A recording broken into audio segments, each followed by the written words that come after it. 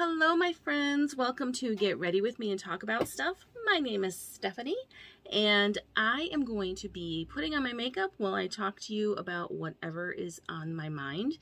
And that's what this show is. So if you like to talk about random things and you like makeup, this might be the show for you. Hit that subscribe button so you get notifications whenever I post a video. And yeah, it'll be fun. So it's been a few weeks though. Been a minute. I've had a lot going on. I've been sick. Sicker than I've been in a while. Maybe not the sickest I've ever been, but definitely sicker than I've been in a while. And then there were snow days, so my son was at home, and doing videos while he's home is a challenge.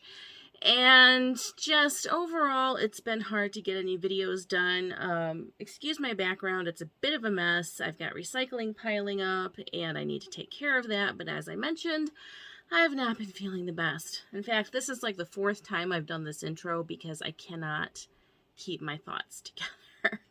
I've been doing a lot of artwork, making jewelry, doing paintings, you know, trying to stay ahead of that holiday rush a little bit. I do want to show you my shirt. It's actually really cool. So this is my own artwork. This is a drawing I did of Sharon Tate. And if you've been with me for a while, you know that I absolutely love Sharon Tate. And I did this drawing of her. I work with a company that will put my art on clothing for me. And I got this sample yesterday. And it is so soft and so comfortable. So if you're a Sharon Tate fan, there are shirts available in my shop that I think you'll really like. Anyway, so what are we going to talk about today? I have to be honest with you. I had trouble coming up with a topic, which was another reason that I was not here. Because, you know, I did a bunch of videos last year about Christmas, you know, or holiday related topics that really interested me. And I was like, those were so good. How am I going to top that? You know, I really was honestly, though, having trouble coming up with something interesting enough to talk about that I felt it merited making a video. And then it came to me. I started wondering, while my sister and my nieces and, you know, we were all sitting around, listening to Christmas music or watching a Christmas movie or something to that effect. And I wondered, out of nowhere, whatever happened to the California Raisins? Now, when I was a kid, I don't know how old my audience is. I assume they're all around my age. But, in case you're not, when I was a kid, there were these characters called the California Raisins. And they made a Christmas special one year that to this day I still remember a fair bit of, and I cannot hear the song We Three Kings without my mind automatically playing it the way the California Raisins sang the song, which was way cooler than anything I'd heard up to that point. And it really left an impression on my mind, and I started thinking, well, whatever happened to the California Raisins? And that's how most of my topics start. Just a random, whatever happened to them? And then I dig into it and I'm like, oh, that's what happened. So let's, before we get into what has happened to them, let's do a brief overview of the California Raisins. Now, first of all, the California Raisins, they were obviously a marketing tool to sell raisins. That came about because the California Raisins, I need to make sure I get this right. The California Raisins Advisory Board, I think that's what they were called. They were this organization, a coalition of 5,000 growers in, obviously, the state of California, who had been trying and failing for many years to come up with a cool way to market raisins. And they tried everything. But I mean, what are you going to do? They're raisins. I mean, raisins are not exactly the, I guess the nice way to say it is they're not like everybody's favorite snack food. I guess that's the nicest way to put it. They're raisins. I mean, now I personally love Oatmeal raisin cookies, those are like probably my favorite. But if you're not somebody who enjoys raisins and you think you're getting an oatmeal chocolate chip cookie, and then you bite into that cookie and realize, I have been fooled. I have been deceived. These are not chocolate chips. These are raisins. If that's you, then you understand why marketing raisins would be difficult. I mean, raisins are, as far as snack foods go, pretty boring. I don't know anybody, come to think of it, who is like, you know what I need for a snack? Anybody got some raisins? No, people aren't doing that. And people weren't doing this back in the 80s when the California Raisins became a thing. So this coalition of growers in California were like, we need to find a really, really cool way to market these raisins and make people sit up and pay attention to how awesome raisins are. And how can we do that? I mean, we've tried and failed so many times. We really probably need somebody else to look at this problem. Enter a young man named Seth Warner, who was part of the, he was a copywriter at the ad agency Foot, Cone, and Belding. And he is the one who is given credit. You know, he came up with the concept of the California Raisins. And from the very beginning of the sales pitch, the song I Heard It Through the Grapevine was part of it. And you'll understand why that matters in a few minutes if you don't already know. So this is what happened is, you know, they pitched this idea, hey, how about we like personify the raisins and make them like so cool that people are like, I have to eat raisins. I have to have raisins. So the first California Raisins commercial, and you're going to have to excuse me, I didn't write everything down on cards like I normally do, so I'm going to be doing a lot more shuffling of papers today. I'm trying to conserve my energy because it's still quite limited, and this was like the best I could do, so I'm sorry. If the sound of rustling papers bothers you, my apologies in advance. So the first California Raisins commercial aired on September 14th, 1986, and it just took off. People loved the California Raisins. They didn't even have to try to become like a character that people would like. They didn't have to like work with these characters, you know, and make them into something that on second or third glance people might be like, oh, they're not so bad after all. No, from the start, people absolutely loved the California Raisins. Now, the California Raisins would go on to exceed every marketing expectation that the ad agency had, that the advisory board had. I mean, the California Raisins would take off. And you might be thinking, they're raisins. What are you talking about? How is that even possible? Well, let me tell you what the California Raisins did. So the California Raisins, from that first commercial, they ended up growing into an entire brand in themselves. So the California Raisins would have their own Saturday morning cartoon. They would have a Christmas special, which is where so many people absolutely, they already liked them, but they started seeing these things and they loved them. They would release 4 albums. And one of their songs would end up on the Billboard Top 100. These raisins were just, you know, they were not to be messed with. They were a culturally powerful posse of dried fruit. I mean, you were not going to find a more amazing group of dried fruit anywhere, is what I'm thinking. They were nominated for an Emmy. I mean, that is how big the California Raisins became. Now, the talent behind them was obviously a driving factor in their success. Will Vinton Yes, Will Vinton is the person who designed the California Raisins, and he also is the person who coined the term claymation. Now, again, if you are familiar with the California Raisins, you know that in their initial introduction to the world, it was as claymation characters. Now, of course, eventually they would be cartoonized and, made into something that was easier to produce in a Saturday morning cartoon.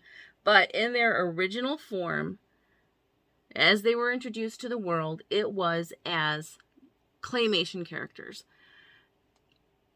Additionally, now it's important to note that the California Raisins were also a really big deal musically. Now, I mentioned that they had released 4 albums, but what you might not know, because I haven't mentioned it yet, is that the talent behind them was a man named Buddy Miles. He is the one who really took them from just being these characters to the powerhouse that they were musically.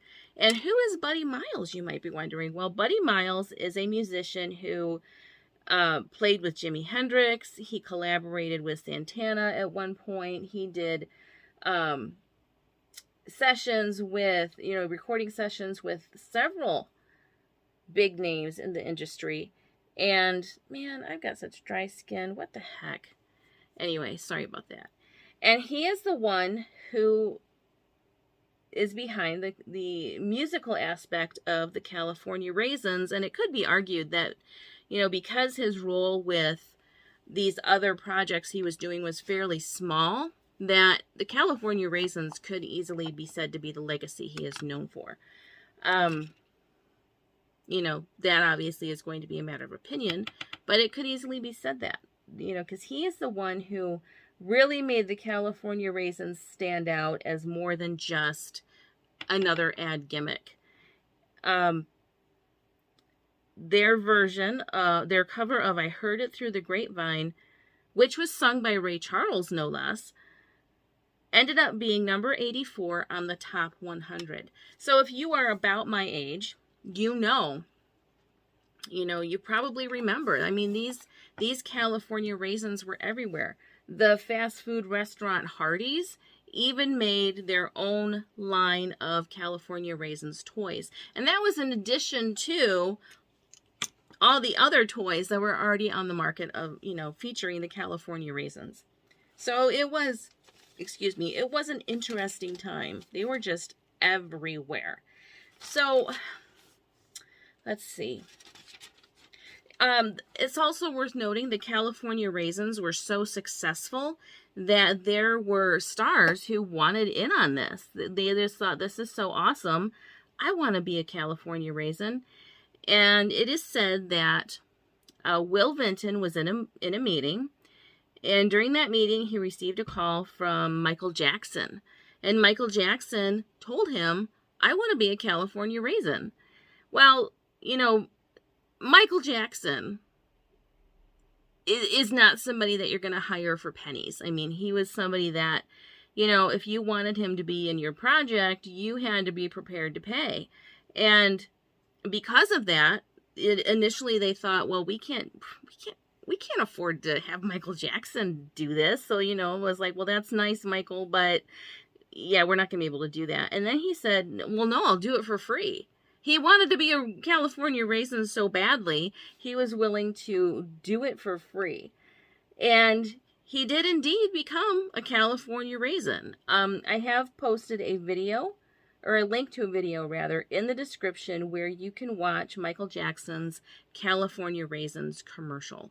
But that should give you an indication of just how big, how well received the California Raisins were. I mean, Ray Charles was part of the project. Michael Jackson got in on it, and those are two names that, two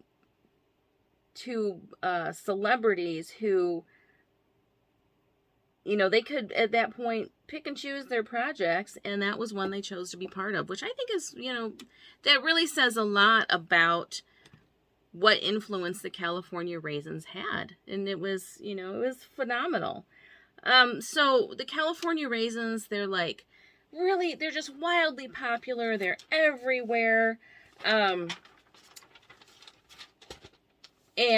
let's see. I'm sorry. My brain is still recovering from weeks of not feeling very well. So what happened to the California Raisins? I mean, they were everywhere, and then it seemed like all of a sudden they were nowhere. Well, let me tell you what happened. So the last California Raisins TV movie aired in 1990, and by 1994, the Raisins had been retired. They were no longer going to make movies. They were just, they'd served their purpose, and they were retired. Well, why did that happen? First of all, California Raisins, like anything claymation, was very expensive and very time-consuming to make. It's not like they could just whip it together in, a couple days. This was something that took time, it took money. It was not a cheap venture whatsoever. So that was part of the factor. But more than that is the California Raisins advisory board ended up dissolving. And that happened in 1994, which was, of course, the same year the California Raisins were retired. And the details on why that happened are a little bit sketchy, but from what I can tell, it happened because the 5,000 members of the coalition had irreconcilable differences amongst themselves regarding the fees that members had to pay to be part of the coalition. So the California Raisins Advisory Board was dissolved in 1994. And that was the end of the California Raisins. Or was it? Dun, dun, dun.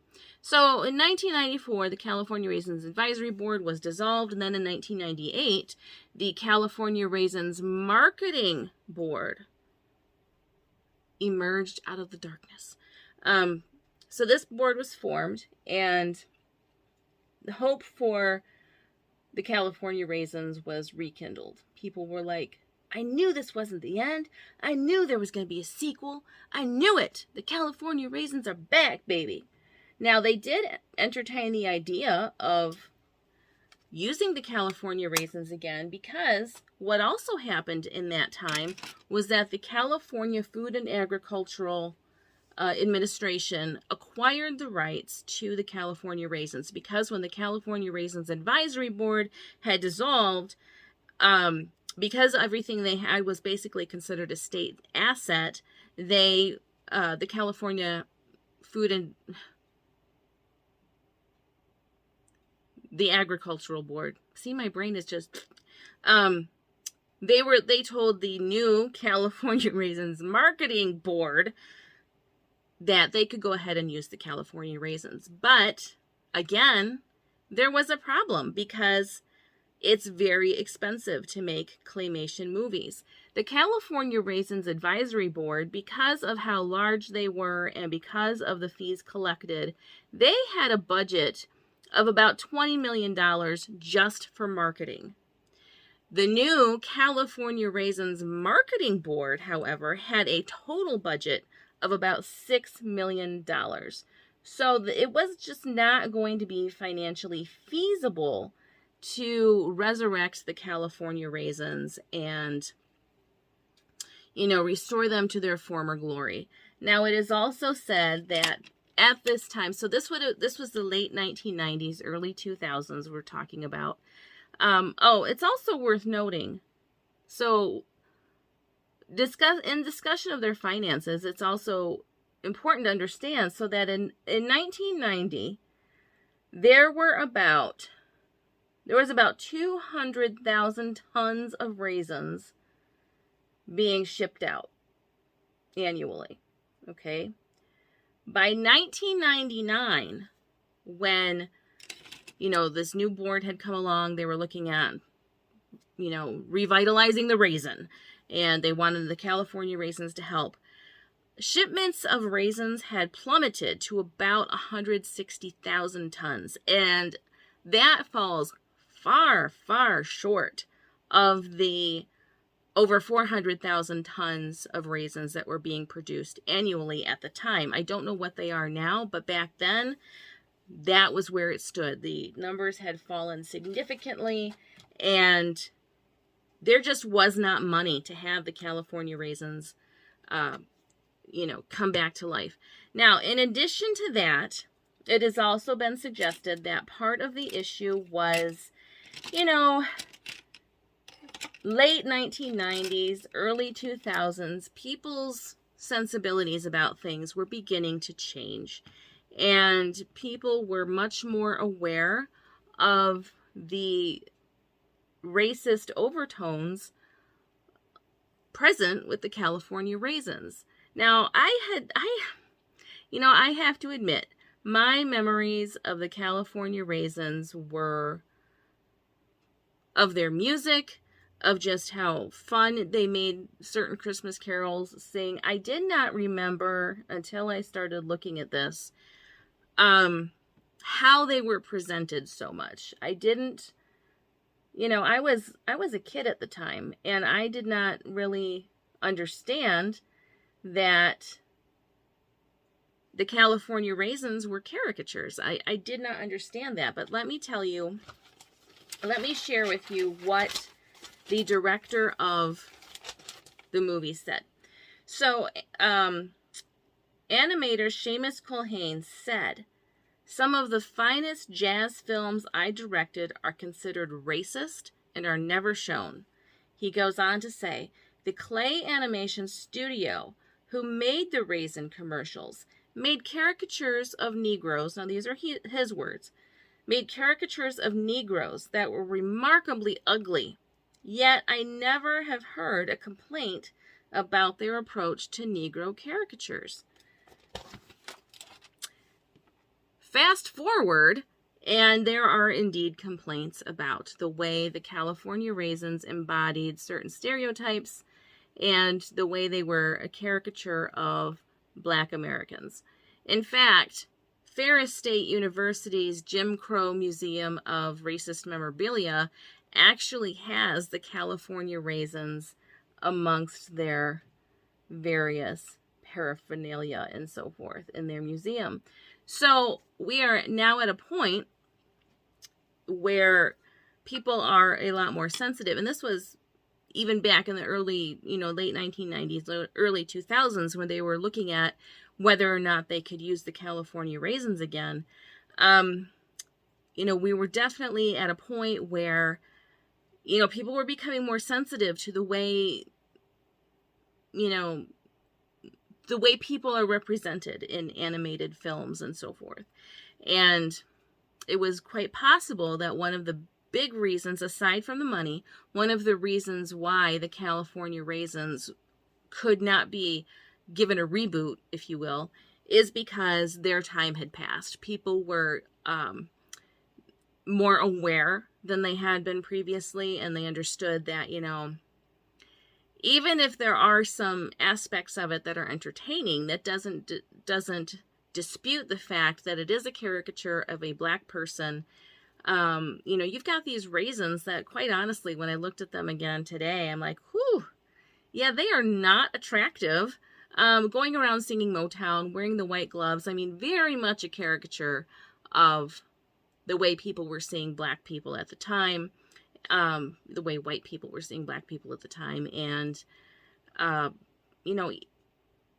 even still today, I think there are still a lot of stereotypes about the entertainment value of Black Americans, and I think that, we have to be honest and acknowledge that this does exist. So I don't think even today, you'd have to do a complete reworking of everything about the California Raisins to make them even remotely acceptable today. And I say that after having spent some time today watching videos. I was like, whoa, oh my goodness. Anyway, I did leave some links in the description box for you to look at and see for yourself and form your own opinion there. But that's just how I see it. I wasn't aware of it at the time, but yes, there are indeed many caricatures present in the California Raisins, and it does serve, intentionally or not, to reinforce a lot of stereotypes that people who are not Black have about Black people. All right, I'm going to pause this because my brain is starting to get dizzy and I'm kind of losing track of my thoughts. This happens a lot the last few weeks, and it is indeed maddening. But rather than have you sit here and just listen to me ramble, I'm going to pause and finish up my face rather, and then come back and give some final thoughts. So hang with me. I'll be right back. All right, I am back. I'm not feeling great today, and this is as good as it gets. I really had bigger hopes for what I could achieve today, but here we are. Anyway, so California Raisins. So the person who gave them their talent, their spark, their everything beyond just being a marketing gimmick, Buddy Miles, he passed away in 2008 at the age of 60 of congestive heart failure. So that was, that's another reason why the California Raisins cannot be a thing today, because the person who gave them their personalities, their everything else besides being a gimmick, is no longer with us, unfortunately. Now, just because the California Raisins are a thing of the past, it does not mean that their influence has entirely disappeared. The California Raisins, that whole marketing campaign did something that really, up to that point, had not been done before. They personified food. They gave the food, these raisins had personalities. They had faces. They had, they could talk. They had their own thoughts. And that's something that hadn't really been done before. I mean, these became, these California Raisins became, characters in and of themselves that people really gravitated toward. Now, unfortunately, it didn't result in the sale of a whole lot more raisins, but what it did do is it created a whole new way of marketing food. And, you can see that today, especially in the marketing of M&Ms. I mean, we have all seen the commercials of the M&Ms walking, talking, having fun, being their own little M&M people. They had personalities entirely their own. Each one is a little different. And that is thanks to the California Raisins. The California Raisins walked so the M&Ms could run. And I think it's important to acknowledge that. Now, as far as the, social connotations of the raisins, am I saying that the California Raisins are just inherently evil? And if you enjoy them, shame on you? No, I am not saying that. The music is good. It's good stuff. And there are things about the California Raisins that are to be admired. I mean, they are fun. I think it's just important to be sensitive to anything that could potentially reinforce stereotypes or could become a caricature of another person's race or culture. And the California Raisins, unfortunately, and I think unintentionally, at least I hope it was unintentional, now I wonder. Anyway, intentionally or unintentionally did caricature the way Black Americans are perceived by a lot of people.